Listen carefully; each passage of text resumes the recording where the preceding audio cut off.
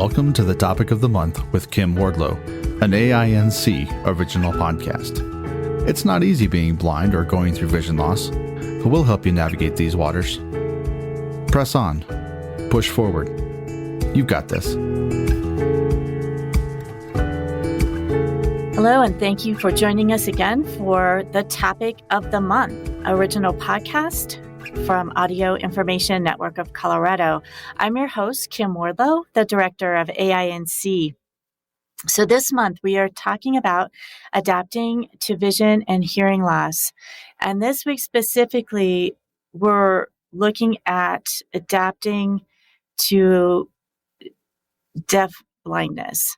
So the condition where a person has both hearing and vision loss together. And Ellie Carlson is joining us again, and we're going to talk about the Helen Keller National Center for Deafblind Youth and Adults and the services that they provide, and perhaps other services locally as well. Ellie, thank you for joining me again this week. Hey, you're welcome, Kim. Good to be back. So I know that early in your career, you worked at the Helen Keller National Center for Deafblind Youth and Adults. What was your position there? I did. It was my first real job out of graduate school. So when I had my master's in orientation and mobility and some skills in American Sign Language, I was hired on out at the HKNC in Long Island, New York. And my position was a senior orientation and mobility instructor. So I was teaching teens and adults to travel safely and independently using a white cane or a guide dog. And every single one of them had a combined vision and hearing loss. And when we think about deafblind as a term, and this Helen Keller National Center in reference, we think of folks who are totally deaf and totally blind, that they have no usable vision and no usable hearing. But really, it's a spectrum. Mm-hmm. So deafblindness includes folks who are totally blind and hard of hearing, folks who are totally deaf and low vision, as well as those with a combined vision loss and hearing loss that is not total. So yeah, folks were attending that center. It is a residential center in New York. Individuals could come for, the teen program is 2 weeks, or the adults would come for, an assessment is a few months, a training program maybe several months. They would live in the dormitory and have a structured training schedule with classes, including orientation mobility that I was teaching, communication strategies, using Braille, using American Sign Language, whether that be visual or tactile sign, hand in hand. There's instruction in independent living skills, cooking, cleaning, banking, budgeting, managing your medications. There was a low vision specialist who can help with magnification and glare. Do you need sunglasses? Do you need different lighting in your home? And as well as an audiologist who can see if are you using hearing aids? Are they the best hearing aids that are available for you? How do those hearing aids pair with devices such as your phone or your emergency alert system? And if hearing aids aren't the best situation, are you a candidate for a cochlear implant or, just the health of the ear as well? There's also a vocational department. So folks are looking into how do I keep my job if I already have one, or how do I look for, apply, and get a job if I don't have one. Folks can do some career exploration, shadowing in the community, internships in the community, volunteering, and then hopefully get some supported employment opportunities while they're there in training. What other departments am I forgetting? Technology, of course. How do you use your phone? How do you use your computer? Do you need a standard QWERTY keyboard, or are you a Braille user and can use a refreshable Braille keyboard? So there's just a lot that happens all in one place with kind of an accelerated program. And there's social outings too. They have an arts and crafts department with really cool tactile art projects. There's opportunities to go out into the community for social events, shopping and errands and such. And what's nice about the residential program is you're among peers. you're not the only one in the world going through this. You have peer support of others who are also staying at the center and going through training at the same time. And I think that has to be really helpful to feel like you're not the only one, to be with other folks going through that same process. Absolutely. Yeah. The peer support is huge. Just someone to relate to, because, I'm sighted in hearing, and who am I to tell you how to do things? I can make some recommendations, but it's not my all day, everyday experience. So having someone else you can bounce that off is great. And there's a lot of staff at HKNC who are deafblind or deaf or blind themselves as well. So Ellie, you've talked a bit about the Helen Keller National Center for the deafblind, youth and adults, and some local resources. Are there other resources kind of at that national level that might also have regional resources besides Helen Keller? Yeah, there sure are. And thanks for asking, because although I worked with HKNC, there's certainly other partners out there, and folks should have informed choice. So the Deafblind Service Center is in Washington State.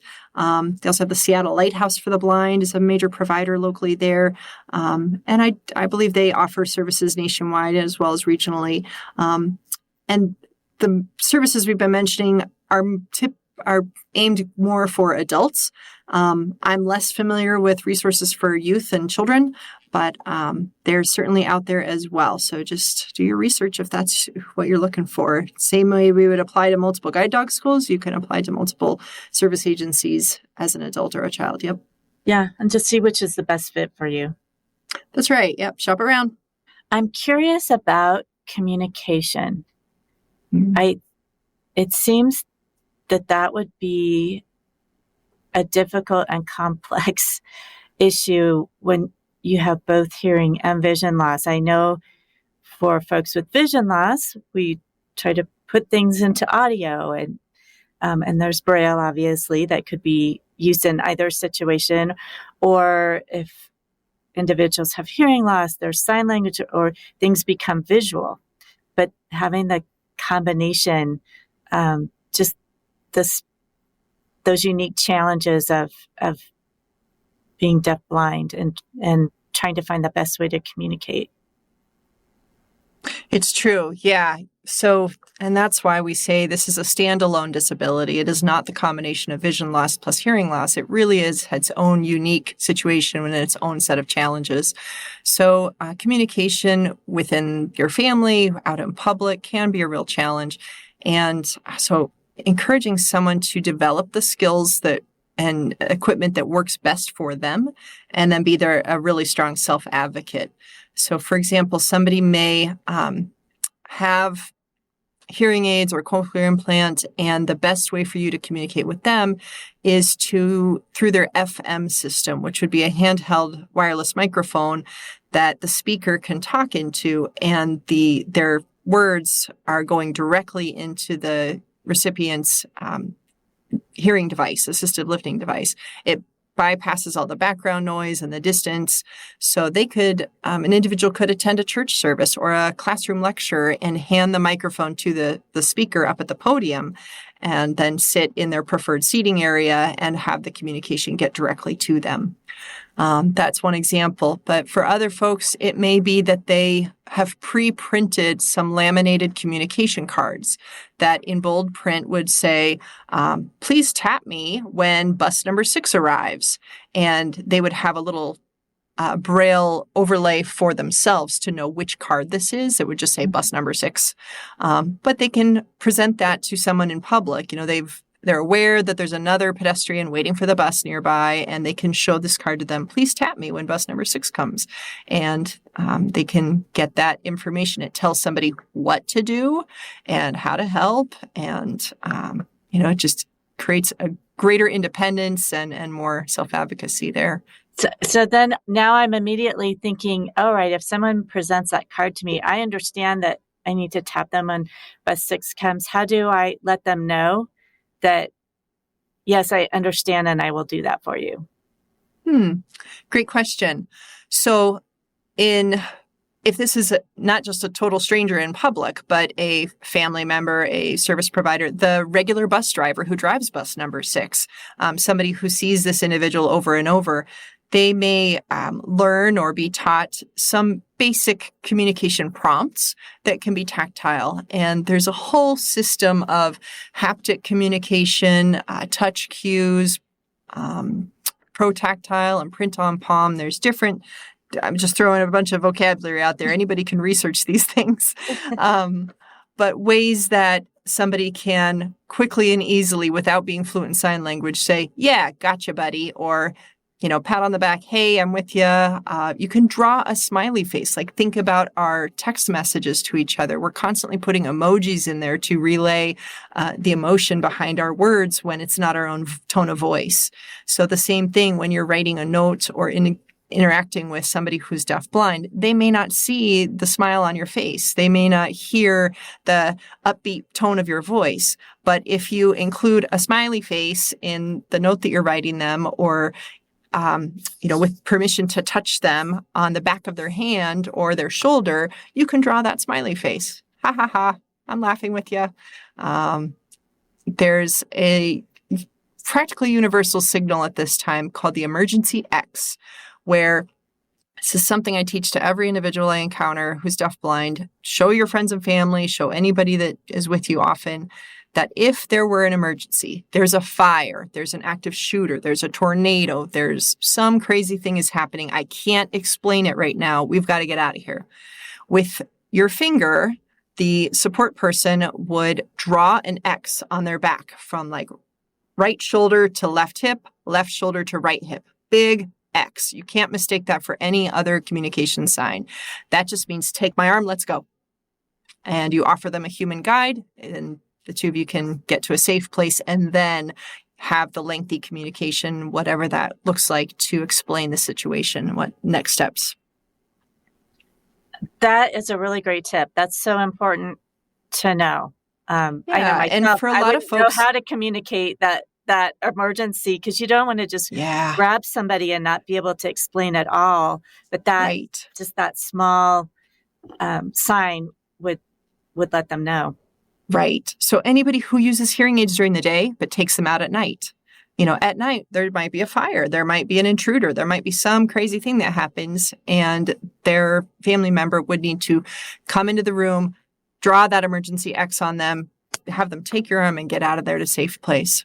I mean, the scenario that I picture just for local listeners is, December 31st of 2021. If you were shopping at Costco with your support service provider on that day and the entire store had to be evacuated, you don't have time to explain what's all going on. You might not even know what's going on. Just emergency X for that finger from right shoulder to left hip, left shoulder to right hip. Big emergency X on their back.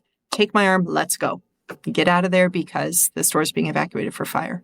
Ellie, could you talk about a little bit about a support service provider? I know one of our board members is deafblind, and so for board meetings or any other type of gathering, she has her SSP with her. And it's been very interesting for all of us to learn what an SSP does. And you referenced it a bit about drawing like a smiley face or drawing the X on a person's back. But I can see how that having that person provides her so much more information. Although she does, she uses technology and she has a cane, she uses other things, but this support service provider is really key. And I think many people might not know what that is. Absolutely. Yeah. So just a little bit of background for that based on Colorado. Support service providers have been available in other states for several years. And it wasn't until 2010, at that time, I was the regional representative for the Helen Keller National Center serving the Rocky Mountain region. We had an office here in Lakewood, Colorado, and the community here had heard that SSPs were available in states like Washington and Maryland, and people were starting to leave Colorado thinking, well, it's not accessible for me here. I'm going to move and go to these other states. And it was just too bad to see people have to leave their familiar environment, their friends, their family in search of services. So the community was heard, and I borrowed a grant proposal from the Helen Keller regional representative in California. And we got $10,000 grant awarded to start services here in Colorado. So I misspoke. That was 2012. So in 2012, that grant was written. We got $10,000, and we were serving probably 6 people. And that $10,000 went pretty quick just for 6 people. And then word spread. And oh my gosh, there's more deafblind people who want SSPs. And there's more people who are interested in working as SSPs and earning that grant money. So the ball started rolling, and pretty soon a deafblind task force was created that some individuals, consumers, took the lead, and they said, gosh, we need more funding. We want more hours. We want everybody to have access to this opportunity. So they presented this idea to Governor Hickenlooper and the team here in our state. And it is now signed in as a bill, and there's a penny tax on, I think everybody in Colorado's cell phone has a penny tax that goes towards the SSP funding.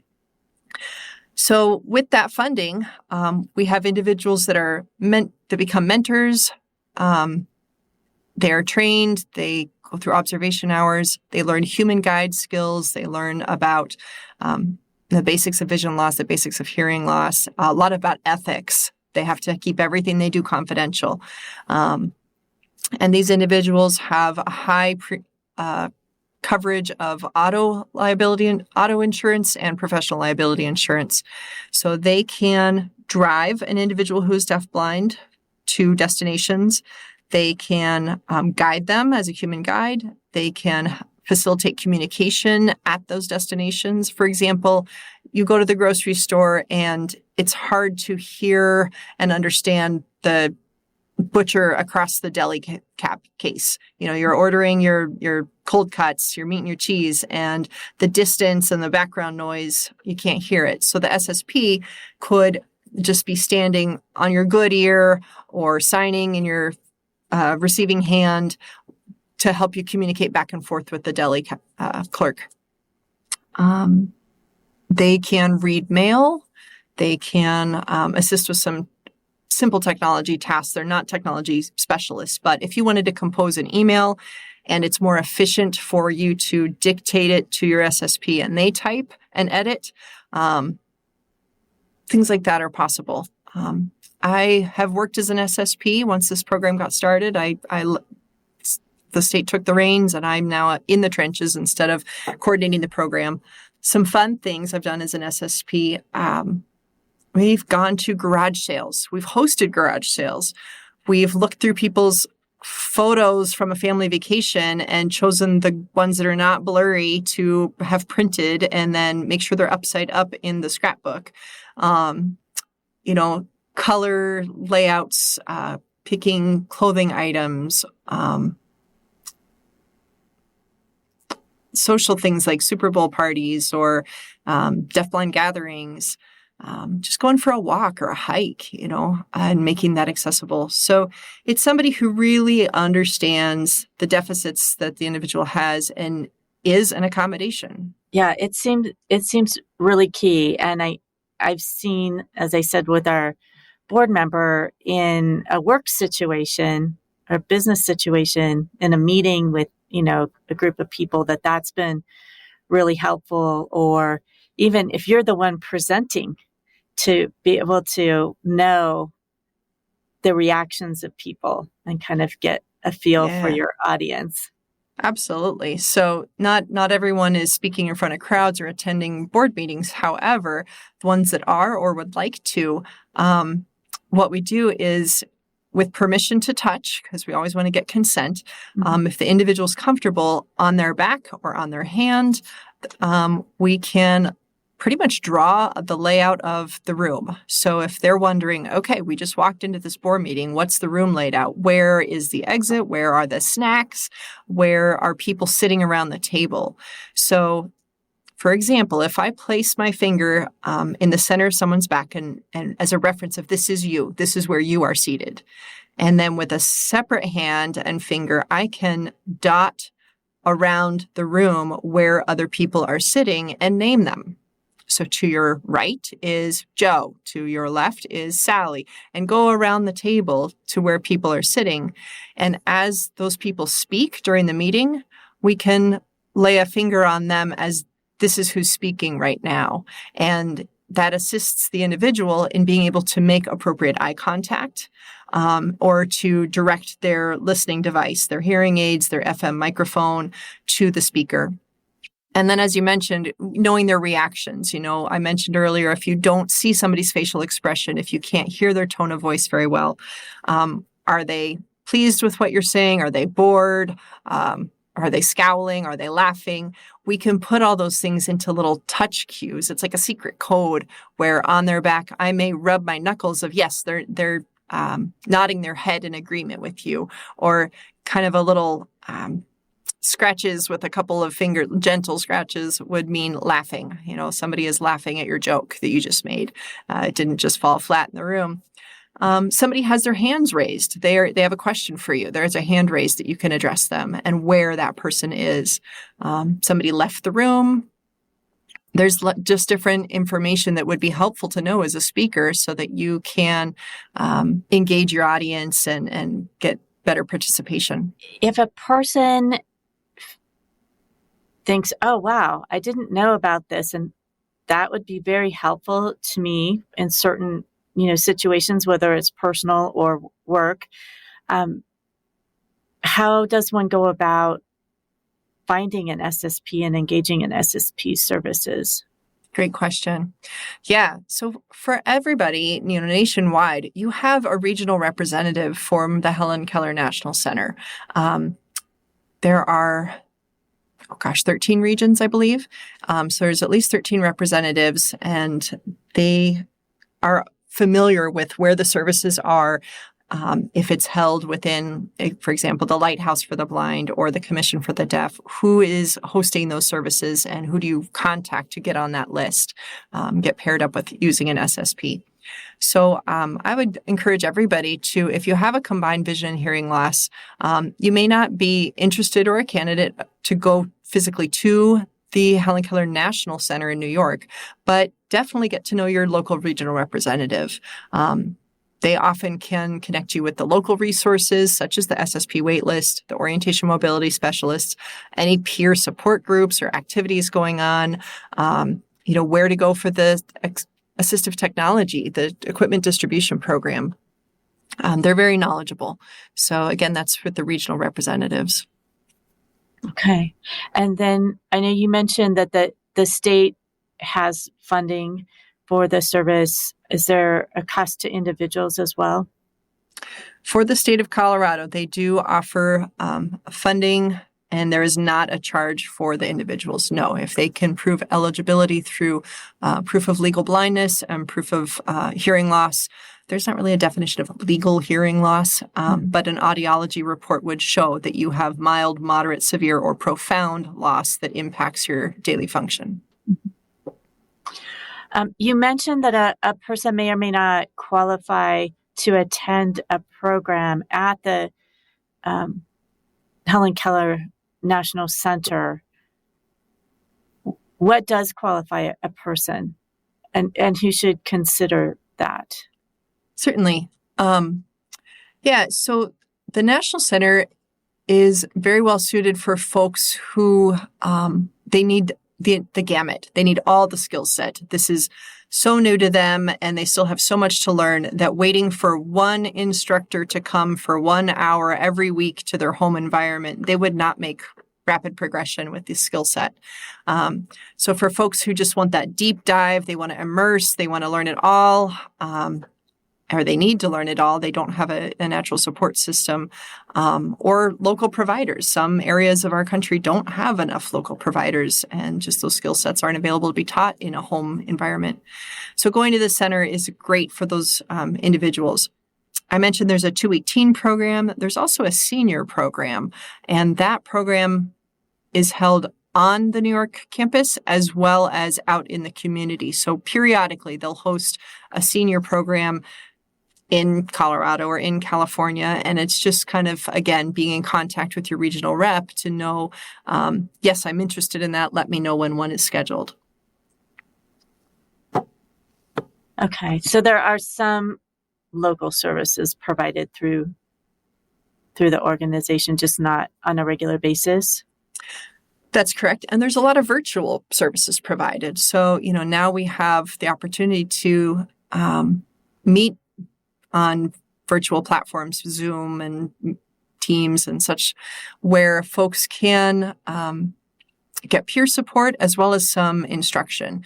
So it's not the hands-on instruction that you would get if you were to be at a program in person, but the information is shared in those meetings and is helpful. So, issues like how do you handle environment that's not ADA accessible? How do you advocate for yourself and your needs there?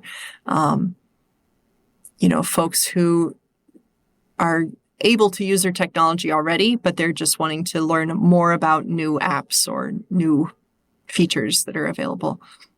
They can happen virtually. That is one good. Oh, sorry. I was just going to say that's one good thing that has come out of all of this is that there is so much more available virtually. Absolutely. Yeah. And employment issues as well. So, somebody writing a resume, doing a mock interview, those things can happen virtually. And then it's just preparing them for entering the employment. And I'll just toot their horn one more time. As far as the Helen Keller National Center goes, they also have a massive research program, and they're constantly developing new documents or protocols and just following how services are provided in other countries and in the youth services. So they're just a wealth of information. And they do provide professional trainings as well. So, for example, I've assisted with their orientation mobility for professionals training of how does an O&M adapt their teaching strategies for somebody who also has hearing loss. Interpreting, how does a sign language interpreter adapt their communication strategies for somebody who has vision loss. So they're a train the trainers kind of program as well. Oh, so that's good to know. So if somebody was interested in either adapting skills they already had in teaching a group that included either visually impaired or deaf, but a person who is deafblind, would that be true of SSPs? Is that a resource for them? It is. Actually, in June of this past summer, we hosted a SSP training where individuals from the Helen Keller National Center in New York came to Colorado, and we facilitated a workshop for folks to learn to become SSPs. How do you be a human guide? How do you provide adequate environmental information? Do you describe every little detail? Do you just describe the main highlights?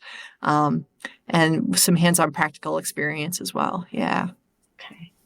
Great. Well, that's good to know because I have been asked by other organizations we work with that they have clients who would like SSPs, and sometimes it's difficult to find one that has openings in their schedule, and so they're like, how do we get more of these people? So having more people trained obviously would be a step in the right direction, not necessarily solve all the funding issues.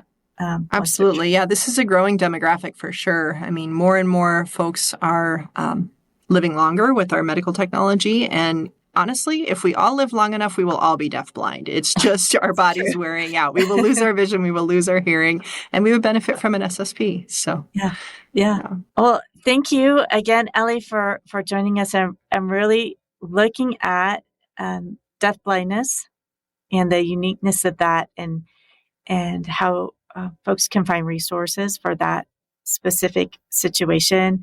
In the next 2 weeks, we're going to kind of separate that out. Next week, we'll be looking at adapting to blindness specifically and talking a bit more about guide dogs as well.